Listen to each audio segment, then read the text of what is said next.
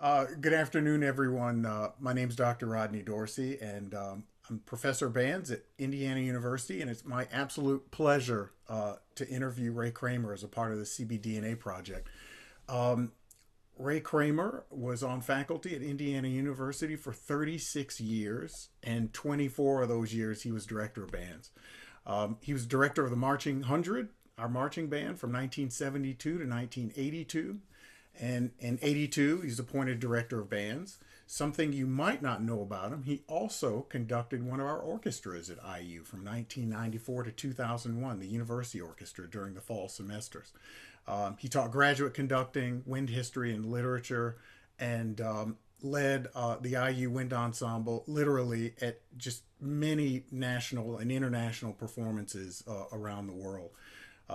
Did a degree, his undergraduate degree was from Western Illinois University, and he has a master's from the University of Iowa. So he's a Big Ten person all around. He's now living in Colorado with his wife Molly, and Ray and I got to know each other during the time he was president of the Midwest Clinic, and it was just a joy to be around him and have conversations. Uh, Mr. Cramer was president of CBDNA from 1991 to 1993. And we'll just jump in with our questions. Welcome today, sir. Well, thank you, Rodney. It's nice to be a part of the interview today and to talk a little bit about an organization that's been near and dear to my heart since I joined the organization when I went to Indiana in 1969. I knew so many, even when I was teaching in high school, I knew many of the quote leadership of the Big Ten and also of the CBDNA, going back to the founder, Bill Ravelli, because when I was teaching in high school, I had some of my first interactions with Mr. Ravelli when he was guest conductor of the Iowa All-State Band, and I had some of my students that were playing in that band. And so it was a firsthand experience of watching this person in action and watching and knowing about him and his background at the University of Michigan and as the founder of CBDNA. At that time, I had no idea that I would ever be a member of CBDNA or being a director at the university level. When I got the job at Indiana, Fred Ebbs, who was director of bands at the time, he said, you know, one of the first things you need to do is join the College Band Directors National Association. And so I did. And as a member of that organization, I also felt it was important for me to become involved, first of all, just in attending both regional conventions as well as national conventions. It was sort of eye-opening to go to the sessions and to hear some of the performances, hear the literature that was being performed, and realizing that I had a lot of growth potential my early years of what I needed to do and how I needed to approach my profession at the university level. So that's my first involvement of becoming involved with CBDNA and knowing how important it was to me and in my growth as a university director. Right. So it sounds like you learned a lot from the organization. I learned a lot from the organization. And I think, interestingly enough, and I've always felt the same way with the Midwest Clinic, but going to the national meetings and the regional meetings, getting to rub shoulders, so to speak, with the icons in our profession, and getting the feeling of how humble they were and how helpful they were to the younger members of the organization. It was a great learning experience, and I gained so much from those kind of conversations at the convention. So, what was your agenda as CBDNA president, and maybe talk a little about your path to the presidency? I remember at a meeting, and I think it was one of the meetings in Chicago, if I remember correctly, and I may be wrong on this, but when they were talking about nominations for a regional presidency or vice president, somebody in the room just mentioned my name. Didn't talk to me ahead of time, just said, I think Ray Cramer would be a good person to put up for president. And so that's sort of how I sort of, nodded my head and go, well, okay, whatever you think. And that led to becoming president of the North Central Division. And also at that time, I thought it was important in my involvement in the organization that I should host a convention, a regional convention at Bloomington, which we did. And that actually became something that was educational for me as the regional president. And hosting a convention, it showed me some things that I thought needed to be changed in the organization to assist what was going on at the regional level as well as the national level.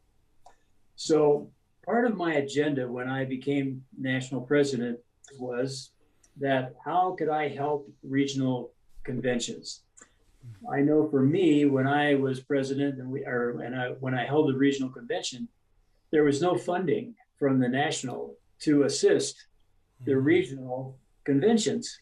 Right. So I was out knocking on doors of businesses in Bloomington, trying to raise funding to host a convention, to pay for clinicians, to pay for the receptions after the concerts, the evening concerts. And I thought, it would be a lot easier if there was an X amount of money that we could allocate each year. So that was one of my agenda items for when I became president. And what aided in that decision was that before the year that I was the national president and had the convention, I tried to attend every regional convention in the country. I think I got to 5 out of the 6. And it was very enlightening and very educational. During my year of as the president in the 93 was that we organized a package that we would allow so much money, we would allocate so much money for regional conventions. Right. And I think that initial figure, which seems like unbelievably small now, was $5,000 per convention. Okay. But at that time, it was certainly better than anything else that had been going on. I think that I felt that there was a responsibility for leadership and gearing up for meaningful national conventions. In other words, how do we go about establishing a priority and an agenda for national conventions? Mm-hmm. So what I did was I talked to a lot of past presidents to get some insight from them about, okay, what worked really well, what didn't work so well. What do you think at this point, and we're talking about, as you say, 30 years ago or more, right about 30 years ago. So what do you think the membership, what they would like to see? I think for most national conventions, and at least for me, the goal for a national convention sort of follows into these categories. Number one, you want to have the best performances that you can possibly put together from the groups that are going to perform. Number two, it needs to be educational to the university directors in terms of their own personal growth, whether that is in literature or in conducting or rehearsal technique, anything that can assist them along those lines. Right. Number three, it needs to has some focus on music education, because I would say most directors there are going to be in teacher training. Yep. And this is always going to be a part of our responsibility as university educators, is to how can we assist these directors to approach music education in a way that they can share with their students to make them more effective. And finally, then was, I think, the level of clinicians that you could attract to come that could share, both from a standpoint of many different things. But one of my focuses was, can we focus on some of, at the time, the most major composers that were so prominent in our organization and in our experience as directors at the time. Those were my focuses of the agenda as the president of how I wanted to approach that national convention in Columbus, Ohio in 1993. Nice. I like you, I spent some time being a high school band director, and one of the things that I enjoyed about that was the camaraderie. You got to see other directors in your city and area more often than we do as college band directors. When you attended the regional events, did those interactions with directors around the country also inform this agenda you had when you were present? I think so. What I found when I visited the regional conventions, it was always interesting to me because not all the regionals were operating the same. In other words, attendance at some was higher than other places. Attendance in some was I thought exceedingly low, and I was questioning why it wasn't better attended, especially with the things that were being offered. So I think that one of the things, and I still think this is an issue today, is that how do regional conventions really attract numbers to come? It seems to me there's so many people that are pulled in so many directions today that it's just one more weekend, and one more expense to go. But I found that many conventions have done a good job of pulling things together and offering a package that is attractive to directors in the area, in the region, to come and to be a part of that. I think one of the regions to me that was the most successful during my time and after my time was when the West and the Northwest joined conventions. Oh, right. Yes. And they met consistently in Reno, Nevada. Yep. And the convention was consistently held by the same host. He had it down to an art. It was fun to watch that region just grow in attendance and in impact, throughout the time. So while you were president of CBDNA, what did you feel like you were able to accomplish? You laid out some of your goals. What of those things did you feel really good about accomplishing? So in addition to the financial thing, but one of the things that I pushed in my agenda was, there was sort of a quasi something going on with commissioning of new music with CBDNA in the late 80s and early 90s. But nothing was really ever established as being very solid. So one of the things I tried to do was establish a commissioning committee to establish not only sort of a general direction. In other words, we also established some financial assistance for CBDNA commissions, not national, but outside. And we established that we would fund up to five commissions with dedicated so much money, and that those commissions, in other words, there would be more than five that would maybe choose to apply for a CBDNA financial help. But we had a committee that would sort of determine which five that we thought would be the most feasible to accept those commissions.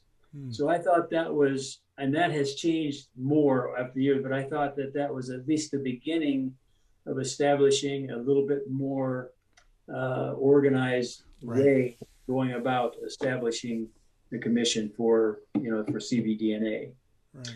Another thing was that I established an educational background committee with people like Richard Miles, Larry Blocker, Richard Greenwood.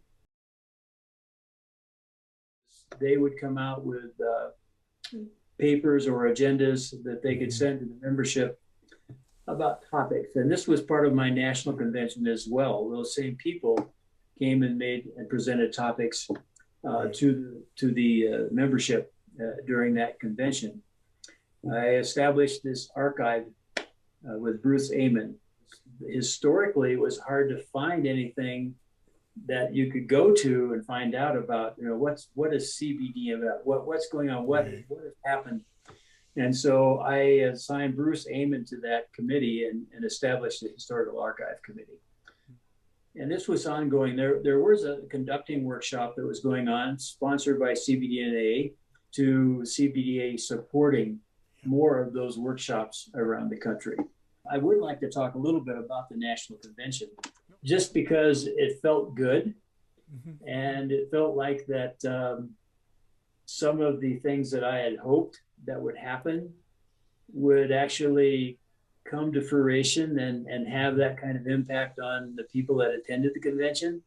One of the names that was so big at the time was Robert Shaw, and not only his chorale, but the Atlanta Symphony Orchestra and his music. So he was one of the top clinicians for the convention. And so he came up and did a rehearsal workshop with the Ohio State Wind Ensemble as they performed Symphony of Psalms. And so he did a open rehearsal and lecture about the piece and the rehearsal. And then he did a session on marking scores, which he combined with the Stravinsky, and the importance of that, not only for the conductor to mark the score. And he was so adamant about the fact that as conductors, we personally mark the score so carefully with any changes, with any musicality kind of changes we want to add. Maybe it's dynamics, maybe it's articulation, whatever. But he was adamant about establishing those priorities as a conductor. And he went so far as to say that he never passed out a piece of music to his ensemble that he didn't already mark every part. With his markings already in the part, just to save time in rehearsal. And then he presented a sort of a final lecture, which I still have a copy of down here, which I thought was just really outstanding. We also had Karel Husa, because they were performing his Concerto for Wind Ensemble, which was fairly new at the time. Everybody been doing music for Prague and but the Concerto for Wind Ensemble was something that was pretty fresh. And so again, open rehearsal and him talking about the piece was really important. Another composer that was in attendance, and I've always been a big fan of, was Warren Benson. I think he was highly respected as a composer. I really do. I remember, this is before I became director of bands, but the IU band played at the MENC National Convention in Cincinnati one year. And Fred Ebbs had Warren Benson come in as the guest. And the entire program was Warren Benson. And he guest conducted one number on the program. But here was the whole idea behind that. And that was one of the things I wanted him to get across. I think you could put 3 or 4 Benson pieces together, and if you didn't put his name as the composer, you would not identify that every one of those pieces. He was so creative in how his music was so different from piece to piece. It was so different. And let's face it, not all composers can do that. Agreed. So anyway, and he did some wonderful lectures. He really did. And then I think all of us have been great Granger fans over the years, right? Sure. Percy Granger. But there's one aspect of Percy Granger's music that not many people really know about or have studied, and that is what he calls his free music period. And just by chance, they came across the name Burnett Cross. Burnett Cross was a timpanist in a community orchestra in the White Plains, New York area where Granger was living. They became good friends because Burnett Cross was a amateur musician, but by trade, he was an engineer. In Granger's years of trying to develop, quote, his free music, the only instrument that he could think of that would work was with a organ, a pump organ. Right. That you could adjust the reeds to get different pitches and different sounds. And he wanted to construct an organ using that technique with forced air. Mm-hmm. And by extending the release valve, so to speak, of the organ. And he had even convinced his wife, because Burnett Cross told him that he was going to have a more elevation to bend the instrument up higher. Mm-hmm. And he convinced his wife to knock a hole in the living room ceiling so that they could. But anyway, Burnett Cross came and did a lecture on Granger free music that was absolutely, we just all went away from that lecture and that session in our heads. It was fantastic. And he had a few archival recordings of some of his free music that he did. Now, he never did knock a hole in the ceiling, because by that time that they got to the point where they were producing what they were producing, he had discovered that he could do the same kind of things that he wanted to do with electronics. Mm-hmm. And this sliding thing. So most people feel that Granger was the forerunner of electronic music. Right. And it was fascinating what he did, only because he felt that the regular musician could not perform the kind of music that he was hearing in his mind. In his head. Wow. ASCAP sent Morton Gould to our convention. Oh my gosh. To present an award to the College Band Directors National Association for promoting not only new music that was so widely being played throughout all university levels, but also highlighting American composers. All right. And one of the other guests was Bernard Rands, that was performed at that convention. Mm-hmm. So on top of that, those kind of clinical back things, the groups that performed, I thought, were just really outstanding. And this was something else that I initiated, in the fact that I always wondered how people got invited. So I actually established an audition tape system for the '93 convention, that the groups had to submit tapes, and I had a committee that was formed to make the selection of the people, the groups that were actually going to perform. So here are the groups that performed. The Ohio State University Wind Ensemble, along with their symphonic band, Tennessee Tech, Illinois State University, Lawrence University, Southern Methodist University, the University of Northern Colorado, DePaul University, the University of Michigan, and the Detroit Chamber Winds. Oh my goodness. So wow. We had quite a lineup, and I think I felt that each concert was very successful. Each concert had new music, and almost every concert had and featured American composers. And Craig and Rick Blatty were just outstanding hosts. They were just fabulous to work with. We met halfway between Bloomington and Columbus 2 or 3 times over dinner to plan the convention, talk about the convention.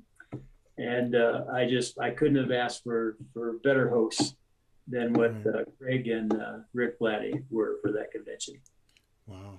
Well, in any one of the clinic sessions, the people you mentioned, I would go just for that, in addition to the groups. And it sounds like it was a good variety of groups from different regions and different size schools.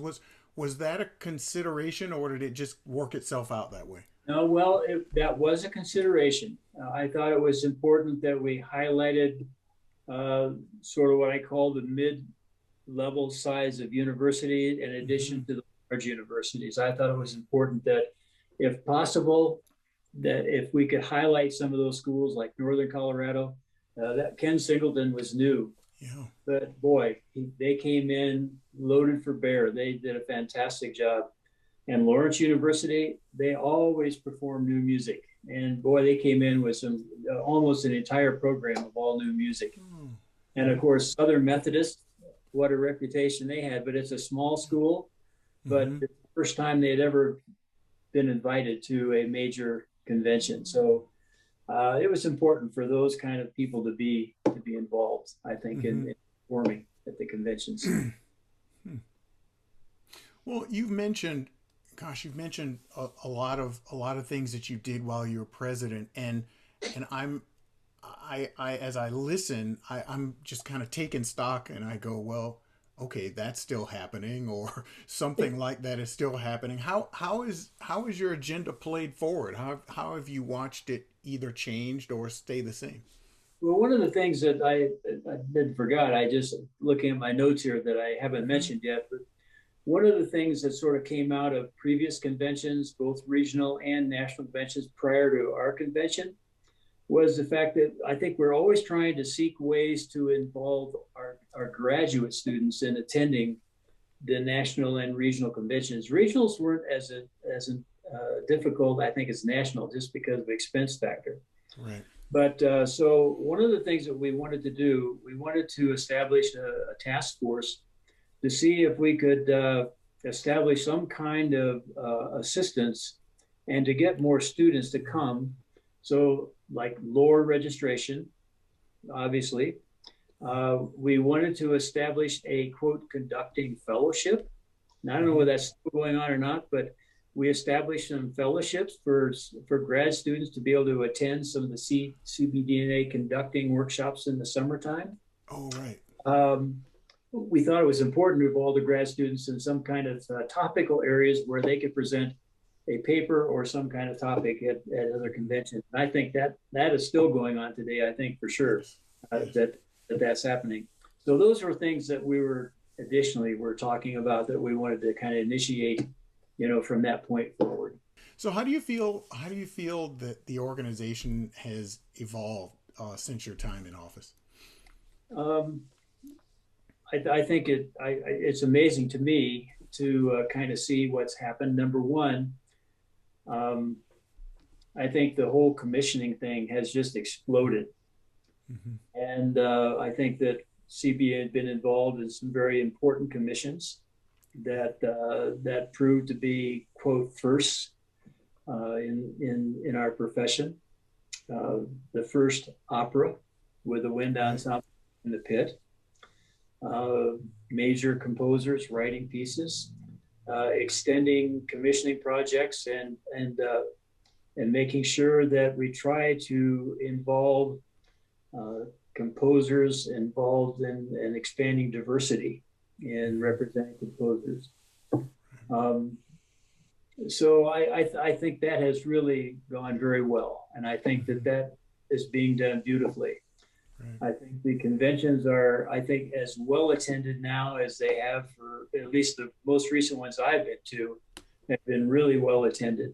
And the sessions have been really great. I think one of the neat things that happened was the convention that was held in Phoenix. They had these, they presented these topical clinics on a 15-minute rotating basis. Well, I thought this was brilliant. They had like 8 or 10 of these 15-minute breakout sessions going, and every 15 minutes, boom. So everybody would change and go to a different one. I thought that was brilliant. I thought that was really a great idea for two reasons. Number one, the clinician really had to be prepared to know exactly what they were going to present. I know, right? And I was really impressed by what they could get in 15 minutes. I think that the performing groups have been just really outstanding. I think that it's been just great to to hear the groups that are playing. I think the groups are playing at an extremely high level Mm-hmm. right now. And it's been interesting to see the representation of new composers, American composers, but from every kind of background. And I think that's important for our profession. It really is. Right. Right. Mm-hmm. Asking, the CBDA currently and in the future, here's what I'd like to say about it. Number one, I go back to the original, how did CBDNA come about? What was Ravelli's, what was his goal, for getting this whole thing started? What Ravelli was trying to do was establish a standard. Mm-hmm. Not that we all want to be the same, but a standard for wanting to grow, both in performance, but also in literature. Right. Because when CBDNA started, the literature being performed and the groups performing were much different than they are now. So when you look at from that time frame of where it began and where we are today, I mean, the growth has been incredible, right? Incredible in every aspect, And then when you throw in the change of ensemble from the large symphonic bands to the wind ensemble tradition through Fred Fennell and thereafter, I mean, the whole profession has just changed dramatically. It's been fun for me after retiring to even watch how it's grown in the last 15 years. It doesn't seem like it's been 15 years since I retired, but I see the conventions, I see the programs growing and continuing to impact what musically we're doing to the community. Like we have a station here in town that's a classical station. Mm-hmm. But I'm happy to say that they dedicate a day and even throughout the week where they play top level wind ensemble music. And I know that there are some stations around the country that devote weekly hours or 2-hour blocks to wind ensemble literature. And I think that the level of material that's being performed today and being composed is taking us to a new artistic level that we've all been wanting to have happen. Right. And I think everybody's worked really hard to make that happen. Right. Right. So what would you say, what are you the most proud of during your time in office or in your time in CBDNA leadership? What are one or two things that you may have initiated or put a bug in somebody's ear about? What are you the most proud of? Well, I think I just have to go back to the time during my tenure as president that we were able to initiate. And when I say we, I'm talking about the board that was there. The entire board. I think we were all on board to want to make sure that we could initiate some things that was going to make a difference. The board was always so supportive in making certain things happen and good decisions about finances, about involving grad students, about historical archive, about the level of performance, how people were invited to performance. I think that those were all fun things. And then the importance of having just the highest quality of leaders or clinicians that you could present that you don't normally see, at conventions, but at the CBDA National. Did I ever think I was going to shake hands with Morton Gould and have him give me a plaque for the great literature that we were doing at CBDNA? That was unbelievable to me. And to be around to be able to be witness to so many fantastic premieres of new pieces. I remember hearing When the Mountains Rising Nowhere at a national convention in Maryland with the Eastman Wind Ensemble at Hunsberger. And we're all sitting there going, what are those sounds? What are they doing? Glasses of water. But just, those are the kind of things and those kind of experiences that are inspiring to directors at every level, but particularly for me as a young director in CBDNA and what that meant to me in my future in the organization. Right. And I guess I just was sort of stunned a few years ago when when I was informed that I was going to get the Lifetime Achievement Award for CBDNA, along with some other very amazing people. But that was sort of a shock to me. That was sort of shocking. I mean, there are so many people that are worthy of that kind of thing, but you don't ever think of yourself as being worthy of having those kind of awards. Well, and and that's one thing that I've always admired about you, and let me tell you, there's a lot of people still back here in Bloomington that would not be shocked at all that you would be nominated for that award. So your response actually it's a great segue into the final question on the list. And what advice would you give to an individual just beginning their college teaching career / membership in CBDNA? Actually, I have something, if I can find it here, that I actually wrote out, and that is that first of all, don't be shackled by restrictions of what you think your ability allows you to do or not do. I think that you are totally unshackled in being able to achieve and do whatever you want to achieve if you're willing to put in the time and the energy, and that you're willing to allow other people around you to have more success than you. And I think that I've always been thankful of the people that I was able to work with, both at the high school level and especially at Indiana. Just that great staff, great colleagues, wonderful faculty, that you work with as far as the applied faculty. I mean, gee whiz, I learned so much from them. Yep. But I think that if you're willing to just open your eyes, open your ears, open your mind, that you can achieve whatever you want to achieve. And that certainly the College Band Directors National Association is one of those ingredients that can assist you to do all of those things. Mm-hmm. I think that none of us, when we go into this profession,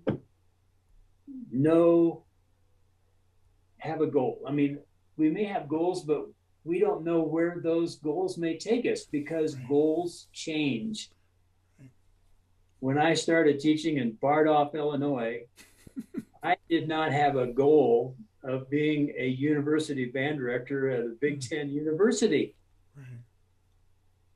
But as you keep meeting people, as you keep learning, as you keep growing professionally, your goals change. And that's good. Right. Would you be surprised to hear that I still have goals at my age? I'm sure you do. No, I'm serious. Yeah. What literature do I want to know better? What new piece am I going to discover in the next year that I want to conduct if I have an opportunity? But our goals change. And so here's my point, that life is not a super highway that's straight as an arrow with no hills, no curves, no bumps, no potholes, no detours. That's not what it's about. Life is not that. Life involves all of those things. They really do. They involve all those bumps and bruises and detours and hills and curves. that we maybe don't know about. But I feel that what lies behind us and what lies before us can be tiny matters compared to what lies within us. And if what lies within us is creative and energetic and thoughtful enough, your goals can be anything. Right.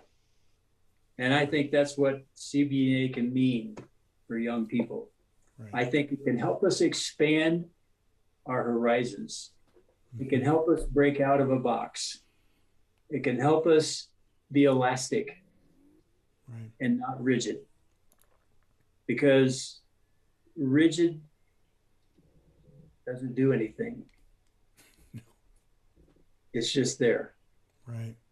It's only through flexibility that creativity and expansion and growth can be possible. Yeah. And that's what CBA does, I think, for all of us. And that's what it did for me. That's what it did for me. And if it does it for me, it can be that for anybody. As a message to our younger members of CBDNA, and there's a lot of those. But I think that we have to be careful to make sure that we balance our life very carefully. That I think that if we put everything into just becoming the best band director that we can be, then we're going to be missing something else that is equally important in our life. I think that we have to be very careful about balancing our professional life with our personal life.